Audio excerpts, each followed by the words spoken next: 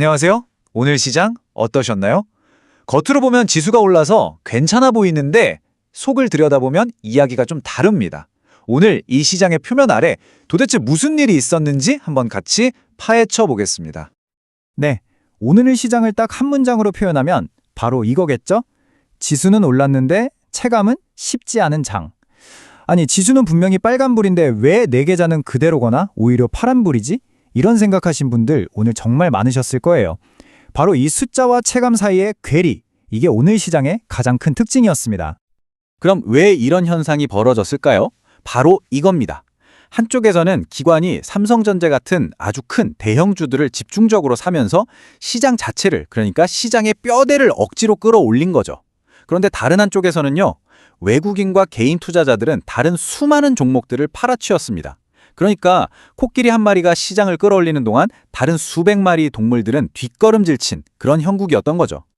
자, 그럼 시장을 좀 더 잘게 쪼개서 한번 들여다볼게요.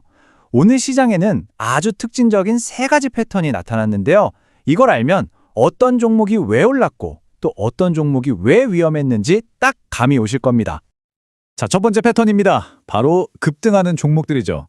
특히 오늘 같은 경우는 에너지 관련주들 중에서 갑자기 정말 무섭게 치고 올라가는 종목들이 눈에 띄었습니다. 이런 급등 뒤에는 정책에 대한 기대감이라든지 아니면 해외에서 어떤 이슈가 터졌다든지 이런 복합적인 이유가 깔려있기 마련입니다. 그런데요, 여기서 진짜 중요한 건 바로 이겁니다. 이미 한참 오른 걸 보고 와, 지금이라도 타야 하나? 이 생각부터 하시잖아요. 그 전에 딱 한 번만 더 생각해 보는 겁니다. 근데 이게 도대체 왜 이렇게까지 오른 거지? 이 질문을 먼저 던지는 습관, 이게 바로 무서운 추격 매수를 피하는 가장 중요한 열쇠입니다. 두 번째 패턴은요, 첫 번째보다 좀 더 교묘하고 그래서 더 위험할 수 있습니다. 바로 거래량만 빵 터지고 주가는 제자리 걸음, 이거나 오히려 빌빌대는 종목들입니다. 아니, 사람들이 이렇게 많이 사고 파는데 주가는 왜 안 오를까요? 보통 두 가지 경우입니다. 어떤 미래 테마에 대한 기대감이 이미 주가에다 녹아있거나 아니면 단타 세력들이 치고 빠지면서 만든 허상일 가능성이 크죠. 그래서 여기 경고 문구처럼 이런 종목 뒷공문이 쫓아가는 거 우리 개인 투자자들한테는 정말 위험한 행동이 될 수 있습니다. 자, 이제 마지막 세 번째 패턴입니다. 이건 정반대 상황이죠. 분명히 이쪽 업계 분위기는 나쁘지 않은데 유독 얘만 혼자서 주가가 줄줄 흘러내리는 종목들 말입니다. 이렇게 혼자 뚝 떨어지는 데는 다 이유가 있습니다. 거의 99% 회사 내부에 문제가 생긴 겁니다. 실적이 갑자기 나빠졌다거나 앞으로 장사 잘 안 될 것 같다는 전망이 나왔다거나. 그러니까 핵심은 주가가 빠졌다고 해서 와, 이거 완전 박앤세일이네 하고 덥석 물면 안 된다는 겁니다. 그 전에 아니, 다른 애들은 다 괜찮은데 왜 얘만 이러죠? 이 질문부터 던지고 그 이유를 반드시 찾아내야 합니다. 좋습니다. 시장의 큰 그림을 봤으니 이제 좀 더 구체적으로 들어가 볼까요? 많은 분들이 궁금해하실 만한 오늘 시장의 핵심 종목 4가지를 하나씩 아주 깊이 있게 파헤쳐 보겠습니다. 첫 번째 주자는 루닛입니다. 와, 이 회사는 정말 대단한 기술력이라는 기대감과 아직 돈은 못 번다는 현실 사이에 팽팽한 줄다리기를 그대로 보여주는 아주 교과서적인 사례죠. 바로 이겁니다. 루닛의 딜레마가 한눈에 보이죠. 왼쪽을 보세요. 세계적으로 인정받는 AI 의료 기술, 계속 터져나오는 파트너십 뉴스, 정말 화려합니다. 꿈과 희망이 가득하죠. 그런데 오른쪽, 현실을 보면 어떻습니까? 아직 실적이, 그러니까 숫자가 따라오지 못하고 있는 겁니다. 이 간극이 지금 루닛의 주가를 흔드는 가장 큰 요인입니다. 그래서 루닛을 볼 때는요, 우리가 안경을 2개 준비해야 합니다. 먼 미래를 내다보는 장기 투자자라면 성장주라는 렌즈로 봐야겠지만 단기적으로 사고 파는 트레이더라면 이건 그냥 엄청난 롤러코스터, 즉 고변동성 종목이라는 렌즈로 봐야 한다는 거죠. 이 두 관점을 절대로 헷갈리면 안 됩니다. 자, 다음은 에코프로입니다. 작년 한 해 정말 시장의 아이콘이었죠. 하지만 이제는 분위기가 좀 바뀌었습니다. 어떤 뉴스가 떴다 하는 것보다 그래서 실제로 돈은 얼마나 버는데 이 숫자가 훨씬 더 중요해진 시점이라는 겁니다. 물론 2차 전지라는 큰 그림, 장기적인 성장 스토리가 끝난 건 절대 아닙니다. 여전히 유효하죠. 하지만 시장의 눈높이가 달라졌어요.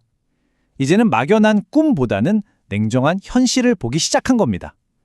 그래서 지금 실적이 어떻고 이 실적 대비 지금 주가가 너무 비싼 건 아닌지 이걸 아주 깐깐하게 따져 묻고 있는 단계라고 보시면 됩니다. 이 말은 즉 단기적으로 주가가 반등할 수는 있겠지만 작년과 같은 그런 폭발적인 광풍을 또다시 기대하는 건 솔직히 좀 비현실적일 수 있다는 거죠. 좀 더 차분하고 현실적인 눈으로 접근할 필요가 있습니다. 다음은 우리 모두의 주식 삼성전자입니다. 오늘처럼 시장이 어수선할 때 든든하게 중심을 잡아주는 시장의 기둥 역할을 톡톡히 해냈습니다. 폭발적인 성장을 기대하기보다는 시장의 든든한 버팀목으로 봐야 하는 거죠. 삼성전자의 힘은 사실 단순하고 강력합니다. 새로운 기술, 화려한 테마 이런 게 아니죠. 그냥 글로벌 1등 반도체 회사라는 압도적인 지위, 그리고 어떤 위기가 와도 버텨낼 수 있는 막강한 현금, 오히려 위기가 오면 더 강해지는 그런 구조, 바로 이 펀더멘탈이 오늘처럼 불안한 시장에서 빛을 발한 겁니다. 그렇기 때문에 삼성전자에 투자할 때는 이걸로 한 방에 대박 나야지 이런 생각보다는 내 계좌가 흔들릴 때 든든하게 지켜줄 보로 하나쯤은 있어야지 하는 관점으로 접근하는 게 맞습니다. 단기적인 수익보다는 안정성에 초점을 맞춰야 한다는 거죠. 자, 드디어 마지막 종목입니다. 현대차. 이 종목은 정말 조용히 강하다는 말이 딱 어울리는 것 같아요. 화려하게 떠들지 않는데 어느새 시장의 진짜 강자가 되어 있습니다. 현대차가 왜 이렇게 강해졌을까요? 딱 이 세 단계로 설명할 수 있습니다. 첫째, 전기차나 자율주행 같은 미래 먹거리에 대한 전략을 아주 잘 짰고요. 둘째, 이걸 실행할 수 있는 돈, 즉 재무적으로 아주 튼튼합니다. 그리고 마지막 셋째, 이 모든 게 말로만 끝나는 게 아니라 실제로 실적이라는 결과물로 꾸준히 증명해내고 있다는 겁니다. 결론은 이겁니다. 이제 현대차는 그냥 자동차 만드는 회사가 아니라는 거죠. 시장은 현대차를 전기차, 자율주행, 심지어는 날아다니는 자동차까지 아우르는 종합 모빌리티 기업으로 그 가치를 재평가하고 있습니다. 화려하진 않아도 이 묵직하고 꾸준한 힘을 모두 다 인정하기 시작한 겁니다. 자, 오늘 시장을 한마디로 정리해볼까요? 지수는 강했지만 막상 뚜껑을 열어보니 개별 종목들의 싸움은 정말 치열했습니다. 대형주는 든든한 버팀목이 되어주었고 반대로 테마주들은 정말 아찔한 롤러코스터를 탔죠. 한마디로 지수만 보고 섣불리 판단해서는 안 되는 아주 까다로운 시장이었습니다. 그래서 오늘 이 모든 분석은 결국 여러분 스스로에게 던져야 할 이 마지막 질문 하나로 귀결됩니다. 나는 내가 가진 이 종목을 왜 들고 있는지 다른 사람에게 명확하게 설명할 수 있는가? 지금 한번 생각해 보세요. 여러분의 포트폴리오에 있는 그 종목들 왜 사셨습니까? 이 질문에 막힘없이 대답할 수 있을 때 비로소 진짜 투자가 시작되는 겁니다.